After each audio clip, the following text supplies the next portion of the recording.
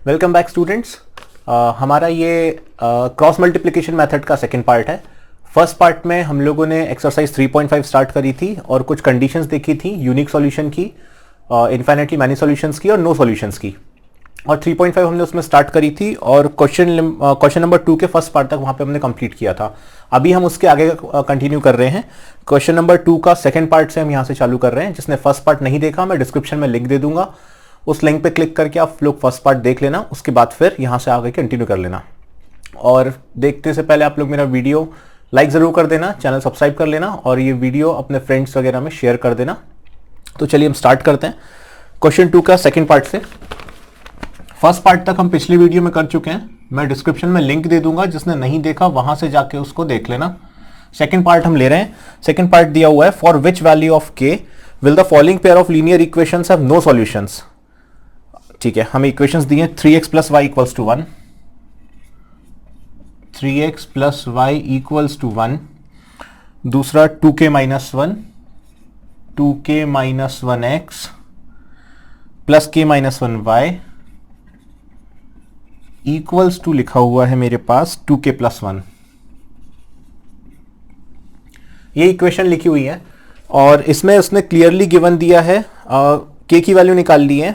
Will the following pair of linear equation have no solution, और no solution, इसका solution नहीं बन रहा है, उसने पहले कह दिया है। अगर सॉल्यूशन नहीं बनेगा तो इसका ये मतलब है कि कंडीशन क्या होगी, a1 upon a2 is equals to b1 upon b2 but is not equals to c1 upon c2। ये कंडीशन मेरी बनेगी अगर नो सॉल्यूशन का केस है। तो ये कंडीशन मैं लास्ट क्लास में समझा चुका हूं, तो आप लोग देख जरूर लेना, तब जाके आपको ये बहुत अच्छे से क्लियर हो जाएगा।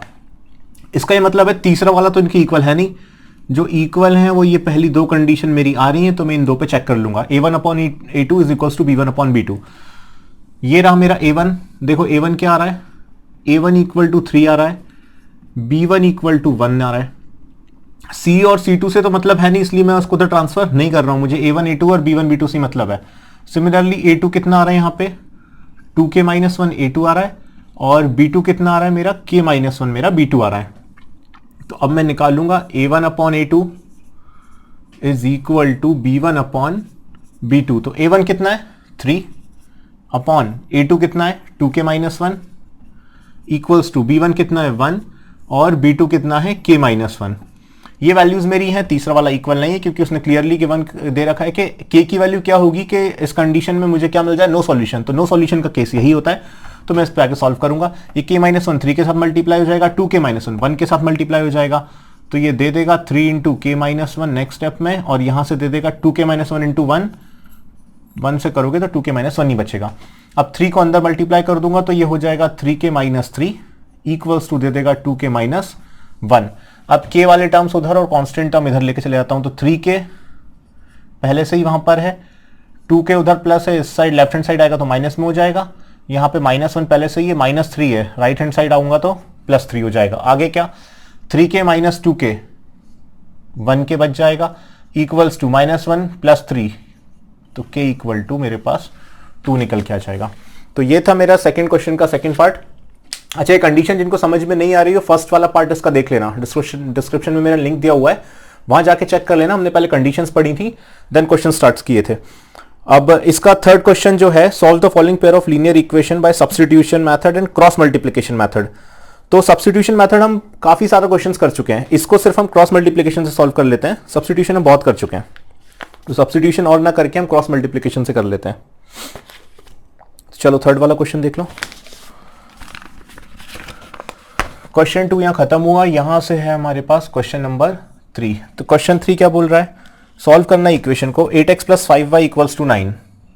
ये लिखा हुआ है 8x plus 5y equals to 9 लिखा है ना, लेफ्ट हैंड साइड लेके जाऊंगा तो माइनस 9 इक्वल टू 0 हो जाएगा। सिमिलरली दूसरी इक्वेशन लिखी है 3x plus 2y equals to 4, left hand side लिखूंगा तो माइनस 4 इक्वल टू 0 हो जाएगा।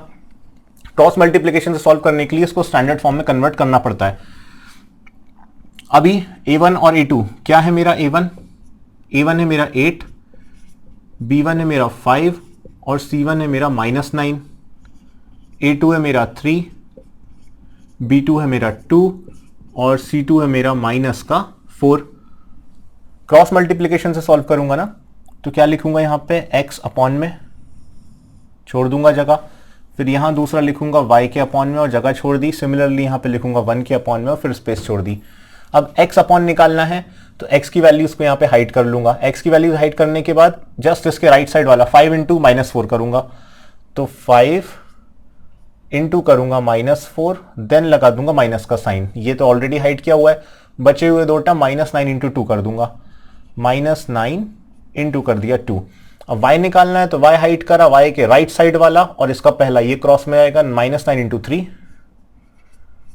लास्ट क्लास में मैंने क्रॉस मल्टीप्लीकेशन भी बताया था, अगली माइनस का साइन आया और बचे हुए दो टर्म फिर ले लूंगा, तो ये आ जाएगा 8 इंटू आ जाएगा -4।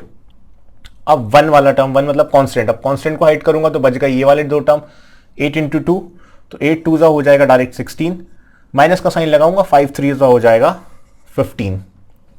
अब हाँ, अब नेक्स्ट अब देखो क्या होगी, x ऑलरेडी लिखा हुआ है, इसके नीचे क्या बच जाएगा, 5 4 20 और माइनस का 20 आ जाएगा, क्योंकि 4 माइनस में माइनस माइनस ये हो जाएगा प्लस, 9 2 मिल जाएगा मुझको 18, इक्वल्स टू लगा दूंगा y अपॉन में क्या, 9 3 27 हो जाएगा और साइन आएगा माइनस का और माइनस माइनस फिर मिल जाएगा मुझे प्लस 32, 8 4 32 हो जाएगा मेरे पास यहाँ पे। लास्ट वाला देखो क्या बचेगा, 1 अपॉन 16 माइनस 15, तो ये तो बचेगा 1, इतना बचा। नेक्स्ट अब देखो क्या करेंगे,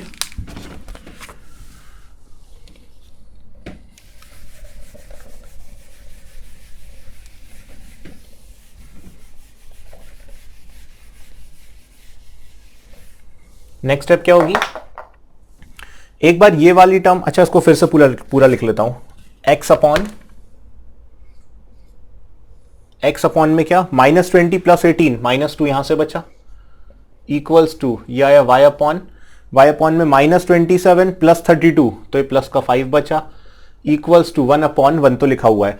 अब एक बार ये वाला टर्म x अपॉन -2 लास्ट वाले टर्म की इक्वल, सिमिलरली एक बार y अपॉन 5 लास्ट वाली टर्म के इक्वल, तो ये दोनों एक एक बार लास्ट वाली टर्म के इक्वल आ जाएंगे, तो ये -2 उधर जाके मल्टीप्लाई हो जाएगा, तो x इक्वल टू मुझे मिल जाएगा -2 और सिमिलरली y इक्वल टू मुझे मिल जाएगा 5। तो ये क्वेश्चन या क्रॉस मल्टीप्लिकेशन का थर्ड खत्म हो गया। अब इसमें हमारे पास वर्ड प्रॉब्लम्स हैं, सारे के सारे थर्ड तक हमने कर लिए हैं, वर्ड प्रॉब्लम्स हैं, तो वर्ड प्रॉब्लम्स की तरफ हम फोकस करते हैं। क्वेश्चन नंबर 4 है, from the pair of linear equations in the following problem find their solution if they exist by any algebraic method. अब इसमें हम कोई भी मेथड लगा सकते हैं, कुछ पर्टिकुलरली मेथड का नाम गिवन नहीं है। तो हमने 3 एल्जेब्रिक मेथड्स पढ़ी हैं, सब्स्टिट्यूशन मेथड, एलिमिनेशन मेथड और cross multiplication method. Fourth part के जितने भी क्वेश्चंस हैं हम उनको सॉल्व करेंगे और जो मेथड इजीली वहां पे लग रही होगी उसको हम उसमें अप्लाई कर देंगे। हालांकि मैंने ये लास्ट लेक्चर में बोला था कि क्वेश्चन मैं नहीं करवाऊंगा, ये क्वेश्चन आप लोग करके रखेंगे, बट ठीक है मैंने करवा दिया।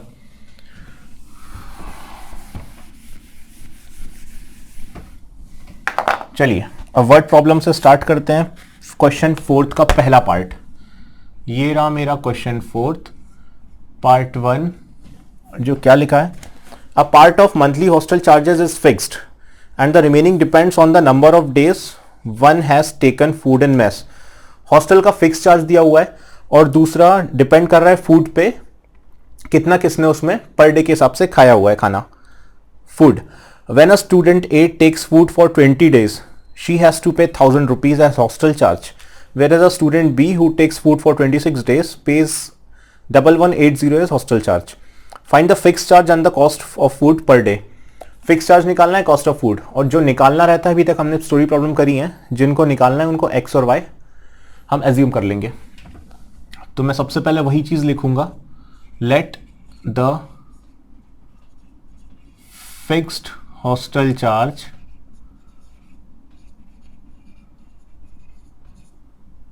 B ₹X and cost of food per day या ईच डे, पर डे या फिर each day be ₹Y। Fix charge जो x है वो तो देना है, और पर डे के हिसाब से ₹y, मतलब अगर आपने हॉस्टल मेस में 1 दिन खाना खाया तो आपकी कॉस्ट कितनी हो जाएगी ₹y, 2 दिन खाना खाया तो 2y, 3 दिन खाना खाया तो 3y, इस तरह से ये आगे चलेगा। अब उन्होंने कहा है कि एक स्टूडेंट ए है, उसने 20 दिन तक वहां पे रुकी और 20 दिन उसने खाना खाया, तो फिक्स चार्ज वो स्टूडेंट ए को कितना देना है, x रुपीस तो देना ही है। अब वो कितने दिन रुकी, 20 दिन रुकी ना, 1 दिन का खाना खाया तो y, 2 दिन खाया तो 2y, 3 डेज खाया तो 3y, 20 दिन खाया तो 20y, और उसने चार्ज कितना दिया, ₹1000। तो ये बन गई मेरी पहली इक्वेशन। क्यों, फूड चार्ज और फिक्स चार्ज दोनों मिला के ₹1000, ये पहली इक्वेशन बन गई। दूसरा बोल रहा है student B who takes food for 26 days, अब उसने 26 डेज खाया तो फिक्स चार्ज तो वो भी x ही देगी दूसरे स्टूडेंट, और उसने 26 डेज खाया तो 26 डेज का फूड चार्ज, एक दिन का y, 26 डेज का 26y, और दोनों फूड चार्ज और फिक्स चार्ज दोनों मिला के उसने कितना पे करा है, 1180 रुपीज उसने पे करा है। तो 2 इक्वेशन आ गई मेरे पास। अब मुझे फिक्स चार्ज और cost of food per day निकालना है।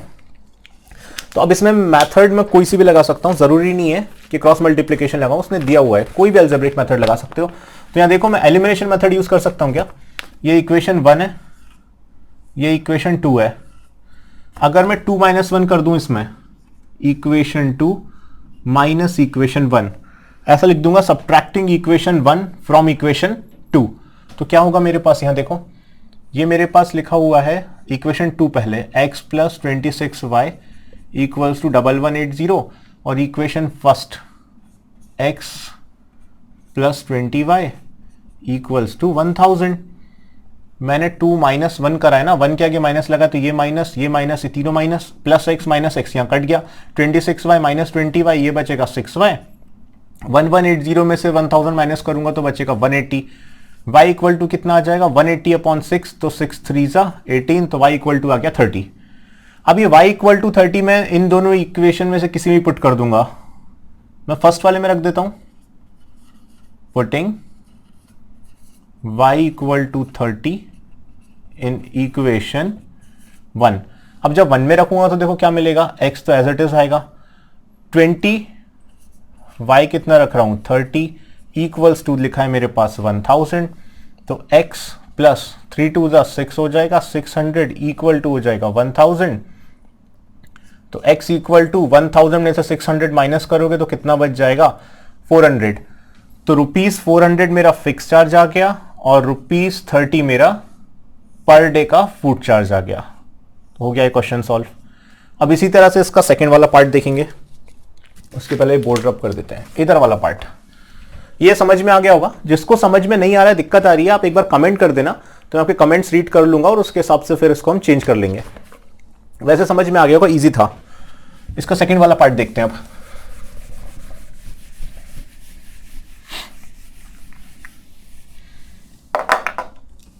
सेकंड पार्ट क्या है, फ्रैक्शन का क्वेश्चन है। इस टाइप के क्वेश्चन हम एलिमिनेशन में भी कर चुके हैं और सब्स्टिट्यूशन में भी कर चुके हैं। A fraction becomes 1/3 when 1 is subtracted from the numerator and it becomes 1/4 when 8 is added to its denominator। जिसने क्वेश्चंस किए हुए हैं पहले उनके लिए आसान लग रहा होगा, और जिसने नहीं किए वो देख लो। फाइंड द फ्रैक्शन, फ्रैक्शन निकालने को बोल रहा है, वैसे ही करेंगे जैसे अभी तक करते आ रहे हैं। Let the fraction be x/y, fraction पूछ रहा है, फ्रैक्शन मान लेता हूं मैं। Let the fraction be x/y, fraction मैंने क्या मान लिया, x/y। अब क्या बोल रहा है, fractions become 1/3 when 1 is subtracted from the numerator. Numerator में से 1 सब्ट्रैक्ट कर रहे हैं, डिनोमिनेटर तो एज इट इज, डिनोमिनेटर में तो कोई चेंज करने को नहीं बोला, तो हम उसमें चेंज नहीं करेंगे। जब ये कंडीशन होती है तो फ्रैक्शन बिकम्स 1/3, तो फ्रैक्शन कितना बन गया, 1/3। अब इसको जरूर थोड़ा सॉल्व कर लेते हैं। ये y इधर मल्टीप्लाई, 3 उधर मल्टीप्लाई, तो 3 का इधर मल्टीप्लाई करूंगा, ये x - 1 लिखा है, y का इधर मल्टीप्लाई कर दूंगा, तो ये इसको और सॉल्व करूंगा तो ये जाएगा 3x - 3 equals to y। y को मैं चलो ऐसे ही रहने देता हूं, ये बन गई मेरी इक्वेशन 1। अब आगे क्या कह रहा है वो, and it becomes 1/4 when 8 is added to its denominator. Second case दे रहा है, डिनोमिनेटर में 8 ऐड कर रहे हो, न्यूमरेटर तो छेड़ नहीं रहे हो। इस बार न्यूमरेटर में उसने कुछ नहीं गिवन दिया, तो न्यूमरेटर में मैं कोई चेंज नहीं करूंगा।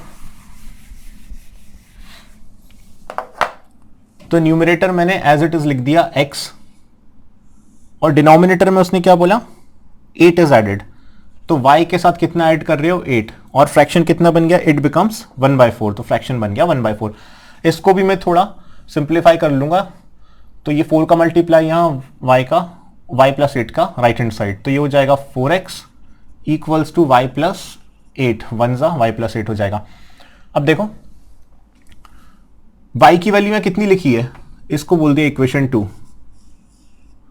y की वैल्यू आ रही है 3x माइनस 3, मैं चाहूं तो उसको एलिमिनेशन से भी लगा सकता हूं, पर यहां देखो सब्स्टिट्यूशन इजीली लग रहा है, ये पूरी की पूरी y की वैल्यू है, उसको उठा के यहां पे सेकंड वाले इक्वेशन में रख दूंगा। देखो यहां से इक्वेशन 1 में से y की वैल्यू उठा के किस में रखना है, इक्वेशन 2 में। Putting the value of y from equation 1 to equation into equation 2, ऐसा मैं स्टेटमेंट लिखूंगा। देन उसके बाद क्या लिखूंगा, 4x लिखा है मेरे पास, y की प्लेस पे मैं क्या लिख रहा हूं, 3x माइनस का 3 और प्लस 8 तो पहले से ही लिखा हुआ है। ये 3x को उधर लेके चला जाऊंगा तो 4x माइनस 3x हो जाएगा, लेफ्ट हैंड साइड गया तो। अब यहां पे -3 प्लस 8, -3 प्लस 8 कितना हो जाएगा, 5 बचेगा। 4x minus 3x, x equal to कितना आ गया, 5।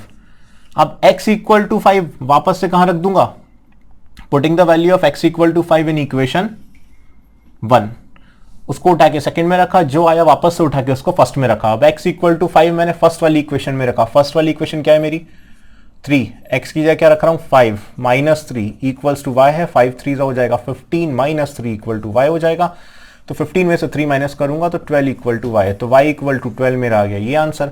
तो मेरा फ्रैक्शन कितना बन गया, x अपॉन y फ्रैक्शन माना था ना, तो x है मेरा 5 और y है मेरा 12, ये आ गया मेरा फ्रैक्शन जो कि मेरा आंसर है।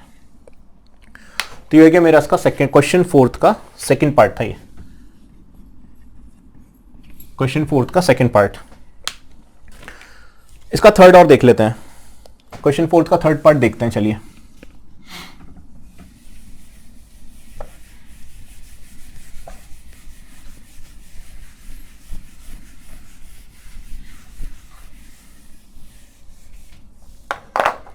क्वेश्चन 4 का थर्ड पार्ट अब देख रहे हैं अपन, थर्ड पार्ट। अच्छा, थर्ड पार्ट में क्या लिखा है, Yash scored 40 marks in a test, ठीक है, getting 3 marks for each right answer and losing 1 mark for each wrong answer. Total 40 marks आए, 3 मार्क्स मिल रहे हैं हर करेक्ट आंसर पे और 1 मार्क वो लूज कर रहा है हर गलत आंसर पे। Had 4 marks been awarded for each wrong correct answer and 2 marks been deducted for each incorrect answer, then Yash would have scored 50 marks.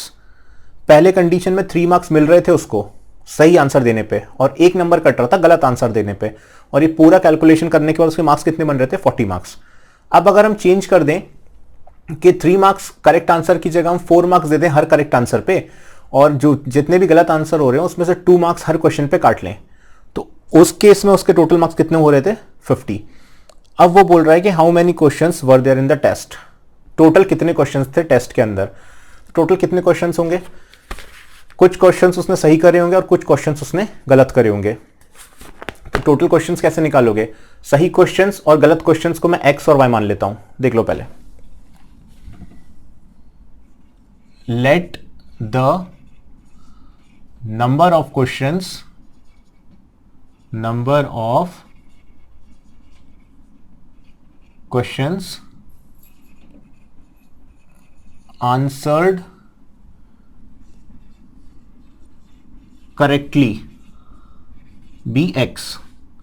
जिनके भी उसने सही आंसर दिए वो सारे के सारे क्वेश्चंस कितने, x क्वेश्चंस ऐसे हैं जिनके उन्होंने सही आंसर दिए। यश जो है, यश ने जितने भी सही क्वेश्चंस के आंसर दिए वो x नंबर ऑफ क्वेश्चंस हो गए। And let y be the number of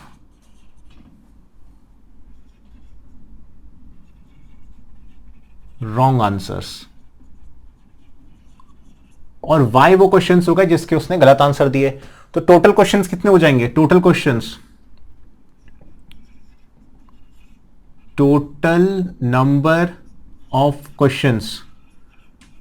अच्छा, टोटल क्वेश्चंस कितने हो गए, सही और गलत। भाई टोटल क्वेश्चंस तो वही होंगे जितने क्वेश्चंस के आंसर सही दिए प्लस जितने क्वेश्चन के आंसर गलत दिए, इनको मिला के टोटल क्वेश्चन बनेंगे। ऐसा कहीं उसने कोई क्वेश्चन नहीं है जो उसने छोड़ा हो, तो इसलिए वाली कंडीशन इसमें नहीं बनती है। अगर छोड़ा हुए क्वेश्चन होते तो वो भी हम लेते, बट इसमें सिर्फ इतना दिया था, या तो करेक्ट आंसर करें या तो रॉन्ग आंसर करें। तो करेक्ट आंसर को नंबर ऑफ करेक्ट आंसर उसमें मैंने x मान लिया और नंबर ऑफ रॉन्ग वाले को मैंने y मान लिया। छोड़ने ऑमिट वाला कोई केस नहीं है, इसलिए सिर्फ इन्हीं दोनों का सम मेरे को टोटल नंबर ऑफ क्वेश्चन देगा। तो ये कंडीशन मेरी इतनी बनी। अब मैं इक्वेशंस निकालने वाला हूं कि इक्वेशंस क्या बनी। अच्छा, इक्वेशंस के लिए केस देखो, उसको 40 मार्क्स मिल रहे हैं। 40 मार्क्स कब मिल रहे हैं? 3 marks for each right answer. Her right answer पे कितने मार्क्स मिल रहे हैं? 3। करेक्ट कितने क्वेश्चन से उसके x क्वेश्चन करेक्ट है। अगर एक क्वेश्चन पे 3 मार्क्स मिल रहे हैं, 2 क्वेश्चन सही होगा तो 3 इंटू 2 मिलेंगे, 3 होगा तो 3 इंटू 3 मिलेंगे। उसके x क्वेश्चन करेक्ट है तो 3 इंटू एक्स, ये तो उसके होगा करेक्ट आंसर वाला। और रॉन्ग आंसर पे सिर्फ एक नंबर ही कट रहा है, और अगर रॉन्ग आंसर पे एक नंबर कट रहा है तो y ऑलरेडी कट रहा है, तो मैं मान लेता हूं कि y मेरा हो गया रॉन्ग आंसर, क्योंकि y नंबर ऑफ क्वेश्चंस मेरे गलत वाले हो गए। और इस केस में उसके मार्क्स कितने आ रहे थे? 40। ये इक्वेशन समझ में आ गई होगी। देखो, सही क्वेश्चन सही आंसर देने पर उसको एक क्वेश्चन पे 3 नंबर मिल रहे हैं। उसने टोटल कितने क्वेश्चन करे? x सही करे, तो एक क्वेश्चन पे 3 नंबर मिल रहे हैं, तो x क्वेश्चन सही करने पे 3x नंबर मिल जाएंगे उसको। सिमिलरली एक गलत क्वेश्चन करने पे उसका 1 नंबर कट रहा है। उसने कितने क्वेश्चन गलत करे? y क्वेश्चन, तो उसके कितने नंबर कट जाएंगे? y मार्क्स कट जाएंगे। और इतना सब टोटल करने के बाद उसका टोटल कितना हो रहा है? 40 मार्क्स हो रहा है। तो ये बन गई पहली कंडीशन। दूसरी कंडीशन अब उसने ये बोली है कि अब 3 की जगह हर क्वेश्चन पे उसको कितने मार्क्स मिलेंगे? 4 मार्क्स मिलेंगे। तो अगर 4 क्वेश्चन, मतलब अगर हर क्वेश्चन पे 4 मार्क्स मिल रहे हैं उसको सही करने पे, तो उसके सही क्वेश्चन कितने हैं? x, तो कितने मार्क्स हो जाएंगे? 4x। और गलत करने पे 2 मार्क्स कम हो रहे हैं, एक क्वेश्चन पे 2 मार्क्स कम हो रहे हैं। y क्वेश्चन पे कितने मार्क्स कम हो जाएंगे? 2y, तो -2y, और 2y ही है शायद लिखा हुआ है, 2 मार्क्स बीन डिडक्टेड। उस केस में उसको कितने मार्क्स मिल रहे हैं? 50 मार्क्स मिल रहे हैं। ये बन गई मेरी इक्वेशन 2। अब मुझे इसको सॉल्व करना है। इसको सॉल्व करने के लिए, अच्छा देखो, इक्वेशन 2 इसको नहीं मानता हूं ना, इसमें से मैं 2 कॉमन ले लूं। सेकंड वाले में से 2 कॉमन आ रहा है, तो जब मैं 2 कॉमन लूंगा तो ये देखो, ये कितना बच गया? 4 में से 2 बच गया। 2 कॉमन ले रहा हूं तो y बच गया। और जो 2 कॉमन लिया ना यहाँ पे बाहर, उसका लाके मल्टीप्लाई में यहाँ पे 50 से डिवाइड कर दूंगा तो ये बच जाएगा 25। ये बन गई मेरी इक्वेशन 2। 25 यहां बच गया, ये बन गई इक्वेशन 2। अब इसके आगे देखो, हम सॉल्व कर लेंगे बस इसको। ये देखो -y और ये वाला भी -y। इसको इससे अगर मैं सब्ट्रैक्ट कर दूं तो एक हो जाएगा +y, और +y -y कैंसिल हो जाएगा एलिमिनेशन मेथड का यूज करके। देखो किसको सब्ट्रैक्ट करूं भाई? 1 - 2 कर देता हूं। 1 - 2 किया मैंने, मतलब सब्ट्रैक्टिंग इक्वेशन 1 फ्रॉम इक्वेशन 2। तो 1 में से 2 को सब्ट्रैक्ट कर रहे हैं, तो जो बड़ा है उसको पहले लिख लेते हैं। 3x - y = बच गया यहां पे 40। दूसरा केस लिख रहा हूं 2x - y = बच गया 25। सेकेंड वाली के आगे माइनस है तो इसके आगे माइनस आएगा, तो ये माइनस, ये माइनस माइनस बन के प्लस, ये प्लस का माइनस हो गया। 3x - 2x कितना बच जाएगा? 1x + y - y, तो कट गया, इक्वल्स टू 40 में से 25 माइनस करूंगा तो कितना बच जाएगा? 15 बचा। तो x = 15, मतलब कितने उसने क्वेश्चन सही करे? 15 क्वेश्चन सही करे। अब x = 15 या तो मैं इसमें या तो इस वाली इक्वेशन में रख देता हूं। मैं x की वैल्यू को इक्वेशन 2 में रख देता हूं। यहां से इसको उठा के किस में रख रहा हूं? इससे सेकंड वाले में मैं ऐसा लिख दूंगा, putting the value of x in equation 2। तो जब सेकंड इक्वेशन में रखूंगा तो देखो क्या बचेगा?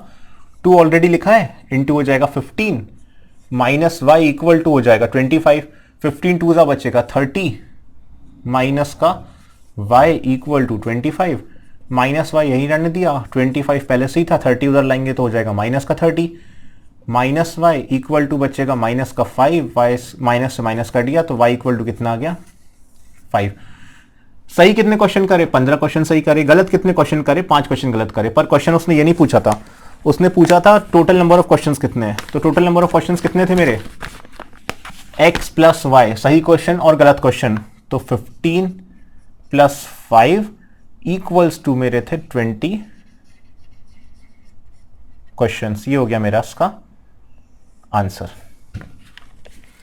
तो आई होप ये वाला क्वेश्चन भी आप लोगों को समझ में आ गया होगा। इसको नहीं समझ में एक बार वापस से रिवाइंड करके या पीछे आके देख लेना, आ जाएगा समझ में। तब भी दिक्कत आए तो मुझे कमेंट कर देना, और तब भी दिक्कत आए तो मुझे एक बार मेल कर देना, मैं आपको पर्सनली इसका रिप्लाई दे दूंगा, ठीक है। तो अभी हम यहीं पे रोकते हैं इस लेक्चर को। नेक्स्ट लेक्चर में जो बचे हुए 2 क्वेश्चन हैं वो हम नेक्स्ट लेक्चर में करेंगे, क्योंकि उसमें कार वगैरह के क्वेश्चन हैं, तो वो मैं आपको नेक्स्ट लेक्चर में अच्छे से एक्सप्लेन करूंगा। अभी इसमें टाइम ज्यादा लग जाएगा। तो ठीक है, मिलते हैं आपसे तब तक नेक्स्ट लेक्चर में। वीडियो पसंद आया तो लाइक जरूर कर देना प्लीज, मेरा चैनल इसको सब्सक्राइब कर लेना और वीडियो फ्रेंड्स में शेयर भी कर देना, ठीक है। चलिए, गुड बाय।